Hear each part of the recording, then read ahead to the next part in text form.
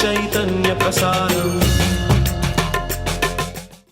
నమస్కారం, మన ధర్మం కార్యక్రమానికి స్వాగతం. ఇవాళ మన ధర్మం కార్యక్రమంలో మన ధర్మ సందేహాల్ని నివృత్తి చేసేందుకు మనతో పాటు ఉన్నారు ప్రముఖ ఆధ్యాత్మికవేత్త ఆచార్య శ్రీ తాడేపల్లి పతంజలి గారు. గురుగారు నమస్కారం. శ్రీ దుర్గాదేవి అయి నమః. గురుగారు, కర్ణుడు దుర్యోధనుడు ఇద్దరు కూడా మంచి స్నేహితులు. కానీ కర్ణుడిని దుర్యోధనుడు నిందించిన సందర్భం భారతంలో ఎక్కడుంది? అసలు మనం ఊహ చేయలేం. లోకంలో కర్ణుడు దుర్యోధనుడు ఇద్దరు కూడా ప్రాణ స్నేహితులు. మిత్రమా తండ్రి గారికి ఉన్నటువంటి రాజ్యంలో అంగదేశాన్ని ఇవ్వటానికి నిజానికి దుర్యోధనుడికి ఆ సామర్థ్యం లేదు. కానీ తన తండ్రి ప్రకటించక మునిపే, తన తండ్రి అనుమతి తీసుకోక మునిపే నిన్ను అంగదేశానికి నేను రాజును చేస్తున్నానని చెప్పి దుర్యోధనుడు ప్రకటించాడు. అంత విపరీతమైనటువంటి అభిమానం. కర్ణుడు ఏం చెప్తే అది చేయటానికి సిద్ధం. అటువంటి దుర్యోధనుడు కర్ణుడిని నిందించాడు ఒక సందర్భంలో. మనం నమ్మలేం. ఎక్కడ అంటే ద్రోణ పర్వంలో, మహాభారతంలో ఉన్నటువంటి ద్రోణ పర్వంలో సైంధవుడు చనిపోయిన తరువాత ద్రోణాచార్యుల వారి దగ్గరికి దుర్యోధనుడు వచ్చి గోడు వెళ్ళబోసుకుంటాడు. ఆ కర్ణుడు ఉన్నాడు చూశారా గురువుగారు, వాణ్ణి నమ్ముకొని నేను యుద్ధంలోకి దిగాను. ఏదో చేసేస్తాను, మంచిగా బ్రహ్మాండంగా యుద్ధంలో అందరినీ చంపేసేస్తాను అన్నాడు. చివరికి సైంధవుడు కూడా చనిపోయాడు. ఏమీ చేయలేకపోయాడు. పెద్దవాళ్ళు చెప్తుంటే నేను వినలేదు. ఇదే మాటలమ్మ, ఏమాత్రం నేను పలికిన వాటిలో అక్షర దోషం లేదు. పెద్దవాళ్ళు చెప్తుంటే నేను వినలేదు. ఆ కర్ణుడిని నమ్ముకొని నేను యుద్ధానికి దిగాను. చివరికి నా గతి ఇలా అయింది అని కర్ణుడి గురించి నిందిస్తాడు దుర్యోధనుడు ద్రోణాచార్యుల వారి దగ్గర. పనిలో పనిగా గురువుగారిని కూడా నిందిస్తాడు. అతను ఆ నాలుగుకి నరం లేదంటారు కదా, ఎవరెవరిని ఏం తిట్టాలో ఎవరెవరిని గౌరవించాలో సరిగ్గా తెలియదు ఆయన దుర్యోధనుడికి. ఒక ఆవేశపూరితమైనటువంటి మనస్తత్వం కలిగినటువంటి వాడు. గురువుగారు, మీకు ఇంకా పాండవ పక్షపాతం ఉంది, అర్జునుడు అంటే మీకు చాలా ప్రేమ, అందుకే మీరు అసలు వాళ్ళని చంపటం లేదు ఇలా అని చెప్పి ఈ ద్రోణాచార్యుల వారిని కూడా నింద చేస్తాడు. కానీ అంతకు మునుపు కర్ణుణ్ణి నింద చేస్తాడు. మనం ఈ సందర్భాన్ని ఎలా అన్వయం చేసుకోవాలి? కర్ణుణ్ణి అంతగా ప్రేమించినటువంటి వాడు ఎందుకని నింద చేశాడు దుర్యోధనుడు అనంటే, ఎంత వాడైనా సరే మానవ ప్రకృతి అనేటువంటిది దాచుకోలేనటువంటిది. ప్రతివాడిలోనూ ఒక మనిషిని గురించి స్థిరమైనటువంటి అభిప్రాయం ఏర్పడదు. ఎప్పటికప్పుడు కూడా చలన ప్రకృతి ఉంటుంది. ఇటు మంచిని చెబుతూ ఉంటారు, చెడుని చెప్తూ ఉంటారు. మానవ ప్రకృతుల్లో ఉన్నటువంటి ఆ విలక్షణతని వ్యాస భగవానుడు ద్రోణ పర్వంలో దుర్యోధనుని ముఖతః పలికించాడు. కర్ణుడంటే చాలా ఇష్టమే, కానీ కర్ణుడు చేసినటువంటి పనులు ఈ దుర్యోధనుడి యొక్క చపల మనస్తత్వానికి అతన్ని నిందించబుద్ధేసింది. కాబట్టి రాజుల మనస్సులు స్థిరచిత్తములు కావు, వాళ్ళ దగ్గర మసులుకోవటం చాలా జాగ్రత్తగా ఉండాలని చెప్పి ధౌమ్యుడు పాండవుల్ని ఈ విరాట మహారాజు గారి దగ్గరికి కొలువు పంపించేటప్పుడు చెప్తాడు. రాజులు ఒక్క క్షణంలో ఏ క్షణంలో దగ్గరికి తీసుకుంటారో ఏ క్షణంలో కాలుతో తంతారో తెలియదు, అధికారులు చాలా జాగ్రత్తగా ఉండాలని ధౌమ్యుడు చెప్తాడు. ఆ రకంగానే దుర్యోధనుడు కర్ణుడిని ఎంతగా చేరదీశాడో అంతగా నింద కూడా చేస్తాడు. అది రాజులకు ఉండేటువంటి సహజమైన లక్షణము, అందులోనూ మదోన్మత్తుడైనటువంటి దుర్యోధనుడి యొక్క లక్షణము అని లోకానికి తెలియచేయటం కోసం, అధికారుల పట్ల జనాలు ఎలా ఉండాలని ఆధునిక సమాజానికి కూడా ఉపదేశం చేయటం కోసం వ్యాస భగవానుడు దుర్యోధనుని నోటి వెంట కర్ణ నింద చేయించాడు సంస్కృత మహాభారతంలో. గురువుగారు, మన భారతీయుల టెక్నాలజీ చాలా గొప్పదని మన గ్రంథాలు నిరూపించినటువంటి స్థలం ఏది? ఎందుకనంటే ఎంతగా మనం కొంతమంది ప్రాచీనమైనటువంటి వేద సంస్కృతిని అవహేళన చేస్తూ ఉన్నా, ఈనాడు ఏదైతే గొప్పదైనటువంటి సాంకేతికత, ఆధునిక పరిభాషలో చెప్పాలంటే టెక్నాలజీ, ఇది పూర్వకాలంలోనే ఉన్నది. సుమారుగా 5-6 వేల సంవత్సరాల క్రితం రచించబడినటువంటి మహాభారతంలో ఈ టెక్నాలజీ ఉంది. ఏమిటండి టెక్నాలజీ? ఇప్పుడు బల్బులు చూస్తూ ఉంటాం మనం దేవాలయాల దగ్గర, లేదన్నా ఉత్సవాలు జరిగేటప్పుడు మన ఇళ్లల్లో కూడా పెట్టుకుంటాం. ఒక్క స్విచ్ వేస్తే, ఒక్క బల్బు వెలిగితే మిగతా బల్బులన్నీ కూడా వెలిగిపోతాయి. ఒక బల్బు గనక వెలిగిస్తే మిగతా బల్బులన్నీ కూడా ఆరిపోతాయి. ఇటువంటి టెక్నాలజీ అంటే ఇది ఒక్కటి ఊరికి ఉదాహరణకి నేను చెప్తున్నాను. ఇటువంటి సాంకేతికమైనటువంటి అభివృద్ధి మహాభారతంలో వ్యాస భగవానుడు రాశాడు. మనం ఊహించలేం. ఆధునిక పరంగా ఏదైతే శాస్త్ర సాంకేతికత ఉన్నది, విద్యుత్ శక్తి లాంటి వాటి విషయంలో మనం చెప్పుకుంటున్నామో అది వ్యాస భారతంలో మనకు కనపడుతుంది. ఏనాడు కూడా పగటిపూట యుద్ధాలే జరిగేవి.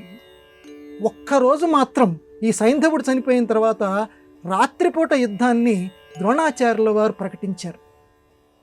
ఎప్పుడు కూడా జరగల. రాత్రిపూట ఏంటంటే సాయంత్రం అయ్యేసరికి అందరూ యుద్ధం విరమించేసేవారు, ఎవరి యొక్క గుడారంలోకి వాళ్ళు వెళ్ళిపోయేవారు. కానీ రాత్రిపూట యుద్ధాన్ని ప్రకటించాడు ద్రోణాచార్యుల వారు. రాత్రిపూట యుద్ధం చేయాలంటే కన్ను పొడుచుకున్నా కానరానటువంటి చీకటి. ఆ చీకటిలో మరి ఒకరికొకరు ఎలా కనపడాలి? దీపాలు వెలిగిస్తారు. ఎటువంటి దీపాలు వెలిగిస్తారంటే రథాలకి కట్టారట. అక్కడ వరుసగా ఈ టెక్నాలజీని వర్ణిస్తాడు. రథాలకి దీపాలని పెట్టారట. ఆ దీపాలు నూనె పోయినటువంటి దీపాలు కూడా ఉన్నాయి అని రాశాడంటే ఈ కరెంటు అనేటువంటిది ఆ కాలంలోనే ఉన్నది. నూనె పోయినటువంటి దీపాలు ఉన్నాయట. ఒక్క దీపం వెలిగిస్తే వాటంతట అవే వెలిగేటువంటి దీపాలు పెట్టారట. ఎటువంటి దీపాలు అయి ఉండాలి అవి? ఒక్క దీపం వెలిగిస్తే వాటంతటవే వెలిగేటువంటి దీపాలు పెట్టారట. ఏనుగుల కుంభస్థలాల మీద దీపాలు పెట్టారట. అవి పడిపోకుండా పెట్టారట. అంటే ఎటువంటి టెక్నాలజీ ఉండాలమ్మా, ఎటువంటి సాంకేతికత ఆనాటి యుగంలో ఉండాలి. ఒక్క విద్యుత్ శక్తి విషయంలోనే మనం చెప్పుకుంటున్నాం. కాబట్టి ఈనాడు ఏదైతే సాంకేతిక ప్రగతి అని మనం చెప్పుకుంటున్నామో అది మహాభారతంలోనే మనకు కనిపిస్తుంది. అంతెందుకు ఈరోజు మనం టెస్ట్ ట్యూబ్ బేబీ అని అంటున్నాం. ఒక నాలికలో శిశు జననం జరిగింది అని చెప్పి గొప్పగా జబ్బలు చరుచుకుంటున్నారు. మరి కుండలో జీవం ఉన్నది. కౌరవులందరినీ కూడా గాంధారి ఇలా పొట్ట కొట్టుకుంటే వాళ్ళందరినీ కూడా వ్యాస భగవానుడు ఒక్కొక్క కుండలో పెట్టేశాడు అని చెప్పి రాశాడు. కుండలో ఆనాడు పెట్టాడు జీవాలని. టెస్ట్ ట్యూబ్లో ఈనాడు జీవాలని పెడుతున్నారు. అంటే ఈనాడు ఏదైతే మనం టెక్నాలజీ అని చెప్పుకుంటున్నామో శాస్త్ర సాంకేతికత అది మహాభారత కాలం నాటికే ఉన్నది. ఈ విషయాన్ని ఎందుకంటే the future of the Indian nation అని ఒక ఫ్రెంచ్ శాస్త్రజ్ఞుడు ఆంగ్లంలో పుస్తకం రాశాడు. అది మార్కెట్లో కూడా దొరుకుతుంది, చదవాలి. అంటే అప్పటి మన భారతీయ సంస్కృతి మన వాళ్ళు పొగడలేకపోతున్నాం, మన వాళ్ళు ఎంత గొప్ప వాళ్ళు మనం చెప్పుకోలేకపోతున్నాం. పాశ్చాత్య శాస్త్రజ్ఞుడు ఆనాటి శాస్త్ర సాంకేతికత మహాభారత కాలంలో ఎంత గొప్పగా వర్ణించారో ఆ మహానుభావుడు రాశాడు. ఆంగ్ల పుస్తకం ఉన్నది, ఎవరైనా చదువుకోవచ్చు. ఇంత గొప్పది మన శాస్త్ర సాంకేతికత. ఆ వేదవ్యాసుడికి మనందరం కూడా నమస్కారాలు చేయాలి ఇలాంటి సాంకేతికతను నిబంధించినందుకు. గురువుగారు, ఘటోత్కచుని శ్రీకృష్ణుడు ఎందుకు కావాలని చంపించాడు? దీని వెనుక ఉన్నటువంటి రహస్యం ఏంటి?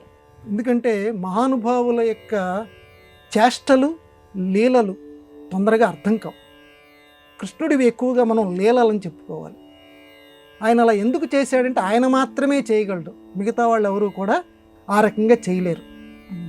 ఎందుకంటే పడుకున్నప్పుడు ఒక తన్నుదంతే శకటాసురుడు చచ్చిపోయాడు. శకటం బండి. కాబట్టి ఆయన ఎందుకు తన్నాడు? అలాగే పూతన్ని ఎలా చంపాడు? మామూలు చిన్నపిల్లల విషయంలో సాధ్యం, అది పూతన్ని చంపాడు. దీన్ని ఏమంటారంటే మనం చేస్తే అది చేష్ట అంటాం, భగవంతుడు చేస్తే దాన్ని లీల అంటాం. సరే, ఇంతకీ ఘటోత్కచుడిని కావాలని చంపించాడు. ఎందుకని చంపించాడంటే లోకంలో జరాసంధుడు, ఘటోత్కచుడు, ఏకలవ్యుడు ఇలాగ ఒక 4-5 పట్టిక ఉంది. వీళ్ళు దుర్మార్గాతి దుర్మార్గులు, అంటే మహాపరాక్రమవంతులు, దుర్మార్గాతి దుర్మార్గులు.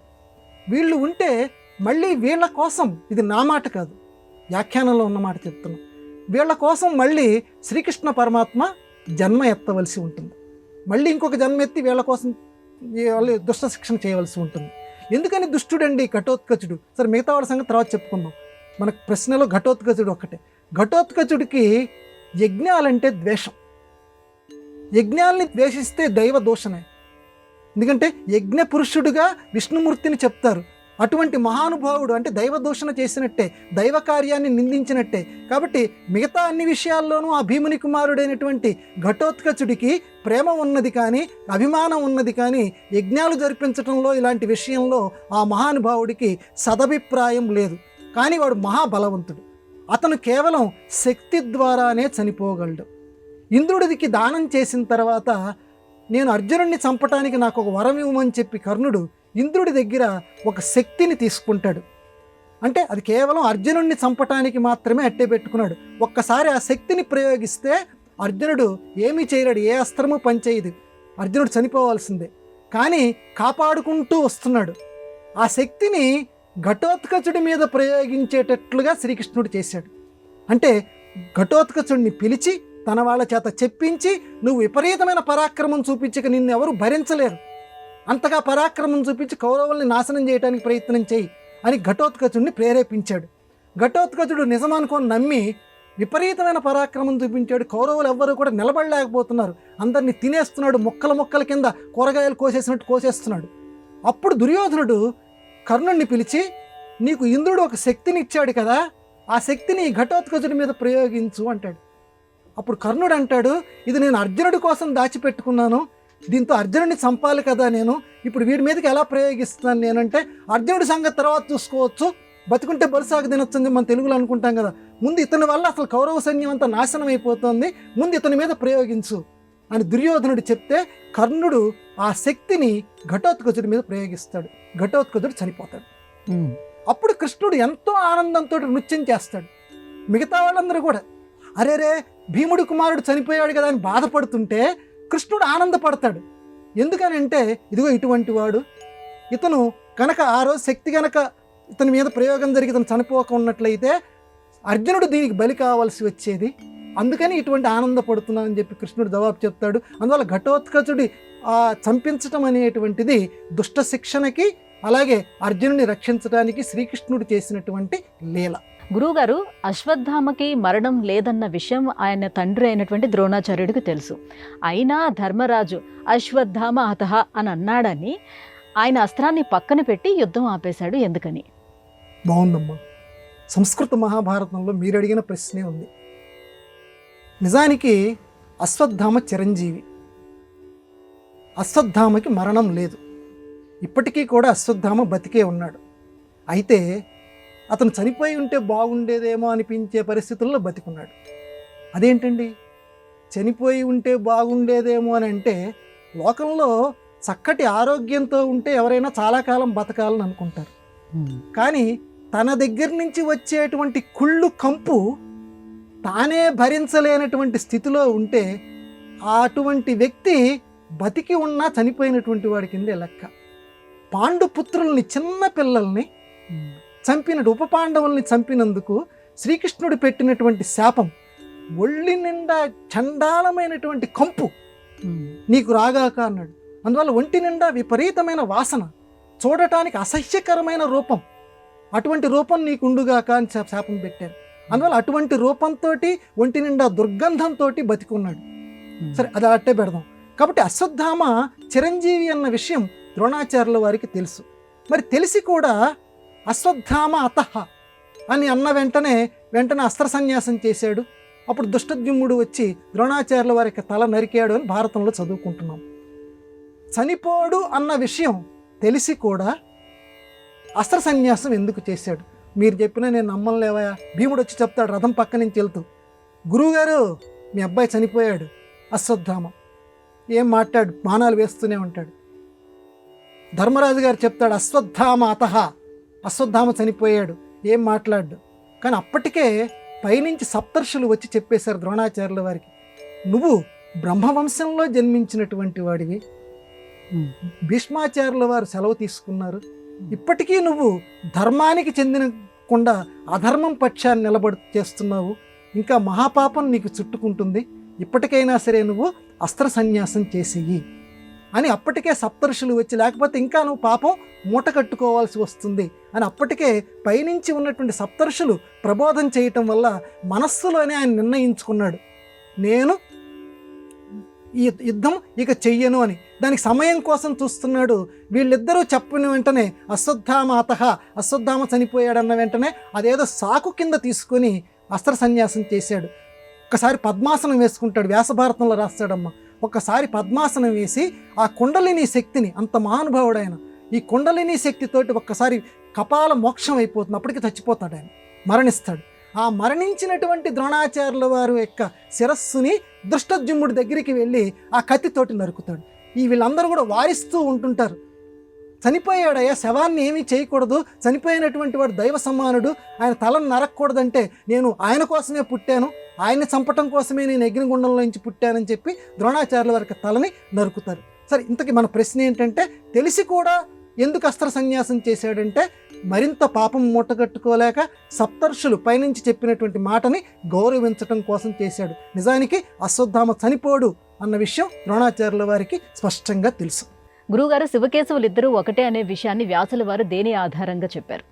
శివకేశవులు ఇద్దరూ ఒక్కటే అన్న విషయాన్ని వ్యాస భగవానుడు స్పష్టంగా మనకి శాంతి అనుశాసనిక పర్వాల్లో మనకి నిరూపణ చేశారు. ఆయన లోకంలో వ్యాసాయ విష్ణు రూపాయ అని మనం చెప్పుకుంటాం. విష్ణు స్వరూపుడైనటువంటి వ్యాస భగవానుడు శివస్వరూపుడు కూడా. శివుడికి విష్ణువుకి అభేదం ఉన్నది. ఒకసారి అర్జునుడు వ్యాసుడి దగ్గరికి వెళ్తాడు, యుద్ధం జరుగుతున్నటువంటి రోజుల్లోనే.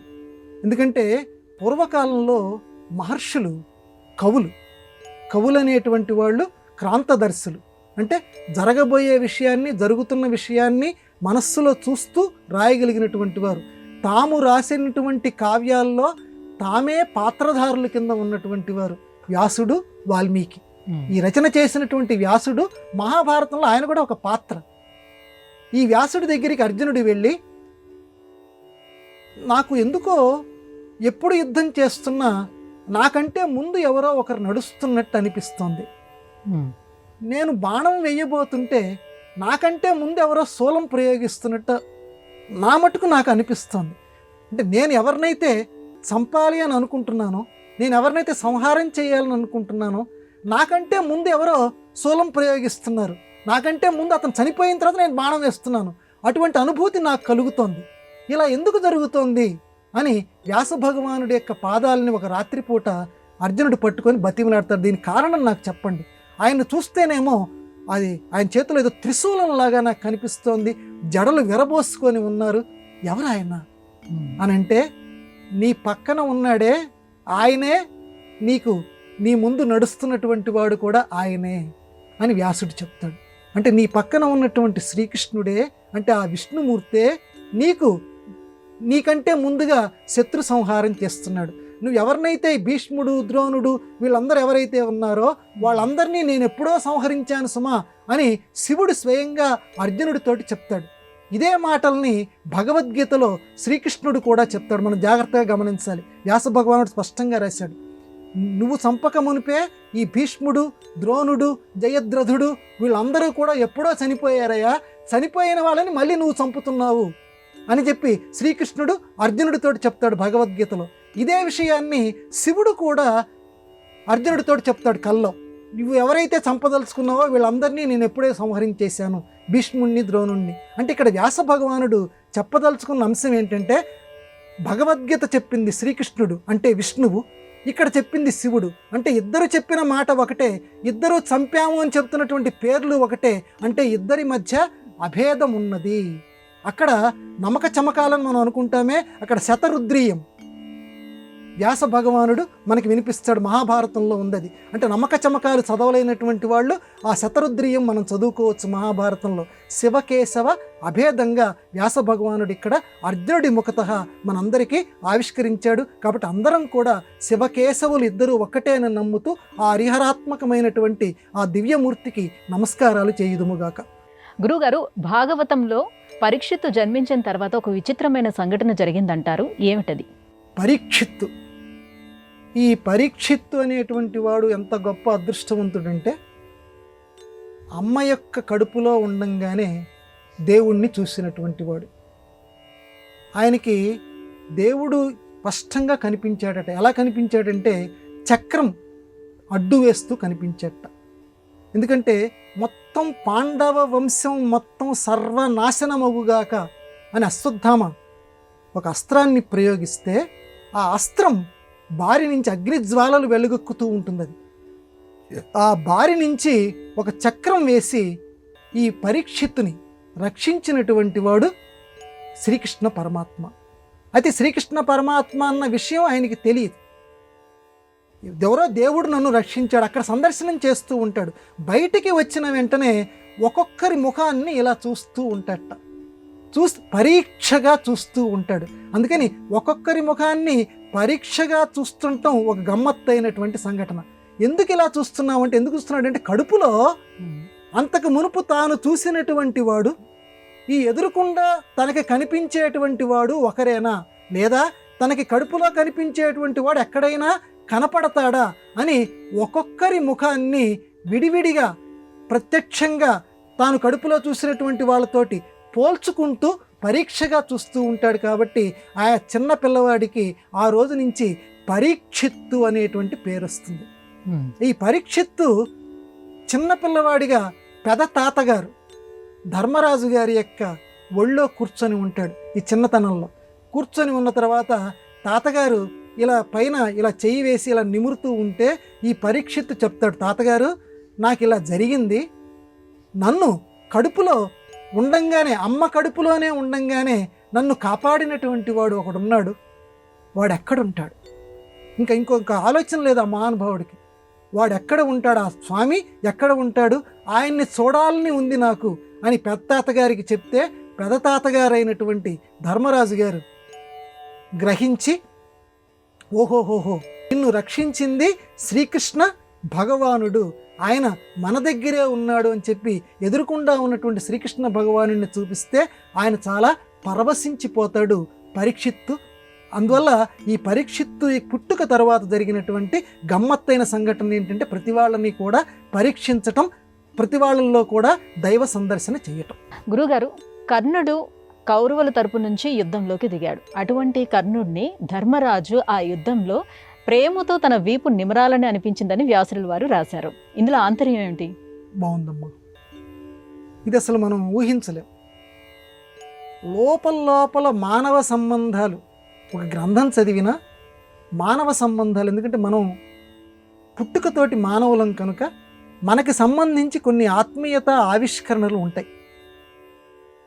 ఉదాహరణకి అన్నగారు తమ్ముడు, చాలా కాలమైంది తమ్ముడు ఊరెళ్ళి, ఏ 6 నెలల తర్వాతో సంవత్సరం తర్వాతో ఇంటికి తిరిగి వచ్చాడు.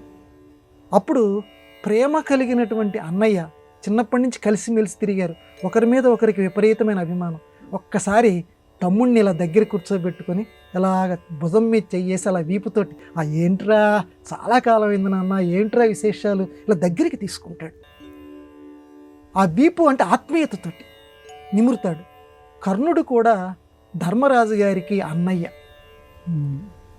ఎందుకంటే కుంతీకి మొట్టమొదట పుట్టినటువంటి వాడు. ఇది ఆయనకి తెలుసు. కుంతీదేవి కూడా చెప్పింది, నువ్వు అందరికీ అన్నయ్యవయ్యా, పాండవులకి నువ్వు మా పక్షాన వచ్చేసేయని చెప్పింది. శ్రీకృష్ణ భగవానుడు స్వయంగా చెప్పాడు, నువ్వు పాండవులందరిలోకి పెద్దవాడివి, నువ్వు యువతల వైపుకు రానాయనా, నువ్వు వస్తే నువ్వే సింహాసనం ఎక్కుదువు కానీ, పాండవులు ఎలాగో గెలుస్తారు, నువ్వే సింహాసనం ఎక్కుదువు కానీ అని చెప్పాడు. అంతకు మునుపు కూడా తెలుసు ఈయనకి, నేను వీళ్ళందరికంటే పెద్దవాడిని, అగ్రజుణ్ణి అని. అందువల్ల బయటికి చెప్పలేడు. దుర్యోధనుడి దగ్గర వాళ్ళందరూ నాకు తమ్ముళ్ళు అని చెప్పలేడు, కానీ లోపల రక్త సంబంధం. ఎందుకంటే చాలా బలవత్తరమైనది, బలం కలిగినది రక్త సంబంధం. ఈ మానవీయ ఆవిష్కరణ మహాభారతంలో ఉంది. అందువల్ల ధర్మరాజు గారు యుద్ధానికి వస్తాడు. యుద్ధానికి వచ్చినప్పుడు చక్కగా యుద్ధం చేస్తుంటాడు. కానీ తల్లిగారికి ఒక మాట ఇచ్చాడు కుంతీదేవికి కర్ణుడు. ఏమని మాట ఇచ్చాడంటే, యుద్ధంలో నేను ధర్మరాజు గారిని ఓడించేటువంటి సందర్భం వచ్చిన ఒక అర్జునుడిని తప్పించి మిగతా పాండవులు నా మీదకి వచ్చినా వాళ్ళని నేను చంపను, వదిలిపెడతాను. ఒక అర్జునుడి విషయంలో మాత్రం నేను అర్జునుడో ఎవరో ఒకరు ఉంటామని చెప్పి కుంతీదేవికి వాగ్దానం చేస్తాడు. ఆ రకంగా ధర్మరాజు గారు తన మీద యుద్ధానికి వస్తాడు. వచ్చినటువంటి సందర్భంలో ఆయన్ని చంపటం ఈయనకి ఇష్టం లేదు, తల్లిగారికి ఇచ్చిన వాగ్దానం కూడా ఉంది కదా. కానీ ఆ తమ్ముడిని చూడటంతో, ఆ ధర్మరాజుని చూడటంతో ఒక్కసారి దగ్గరికి తీసుకుందామా, అంతవరకు ఆయన స్పర్శించి ఎరగడు. కానీ స్పర్శ అనేటువంటిది ఎన్నో అనుభూతుల ఆవిష్కరణ. మనసులో అనిపిస్తుందట కర్ణుడికి, ఒక్కసారి ఆ ధర్మరాజుని దగ్గరికి తీసుకొని ఒక్కసారి వీపు అలాగా నిమురుదామా, అరే రే తమ్ముడు ఎంత బాగున్నాడు అని చెప్పి ఆ ఆత్మీయత ఆవిష్కరణతోటి దాచుకోలేక కర్ణుడు తన రథాన్ని తోలుతున్నటువంటి శల్యుడికి చెప్తాడు ఆ మాట. శల్య, నాకు ఎందుకో ఇలా అనిపిస్తోందయ్యా, అతనితోటి యుద్ధం చేయాలనిపించట్లేదు, ఒకసారి దగ్గరికి తీసుకోవాలనిపిస్తోంది, ఆత్మీయత సంబంధం అనిపిస్తోందంటే ఆ పని చేయకు, నేను చావకొడతారు వాళ్ళందరూ అని చెప్పి శల్యుడు హెచ్చరిక చేస్తాడు. ఇది తర్వాత కథ మనకు అనవసరం అనుకోండి. అంటే ఇక్కడ ఆత్మీయత ఆవిష్కరణ అంటే అన్నదమ్ముల మధ్య అటువంటి ఆత్మీయత ఉండాలి. ఇక్కడ వ్యాస భగవానుడు చెప్తోంది ఏంటంటే అటువంటి ఆవిష్కరణతోటి ఉండండి, దూరంగా ఉండకండి, చక్కగా అన్నలు తమ్ముళ్ళు అక్కలు చెల్లెళ్ళు దగ్గరగా ఉండి అప్పుడప్పుడు ఆత్మీయత ఆవిష్కరణలు చేసుకోండి. అప్పుడే సంసారాలు చక్కగా నిలబడతాయి, కుటుంబ బంధాలు ఎక్కువగా చక్కగా దృఢంగా ఉంటాయని చెప్పి సనాతన ధర్మంలోని ఒక మానవీయ కోణాన్ని, ఆత్మీయతా కోణాన్ని మహాభారతం ఈ రకంగా ఆవిష్కరించింది. గురుగారు, ఇవాళ మన ధర్మము కార్యక్రమంలో మాకు వచ్చినటువంటి ఈ ధర్మ సందేహాలన్నీ కూడా నివృత్తి చేసినందుకు ధన్యవాదాలండి. నమస్కారం అమ్మా. ఇది ఇవాళ మన ధర్మం కార్యక్రమం. రేపటి మన ధర్మం కార్యక్రమంలో మళ్ళీ కలుసుకుందాం. నమస్కారం. ఈ కార్యక్రమాన్ని తిరిగి చూడాలనుకుంటే www.youtube.com/ETV Life Spiritual లో చూడవచ్చు.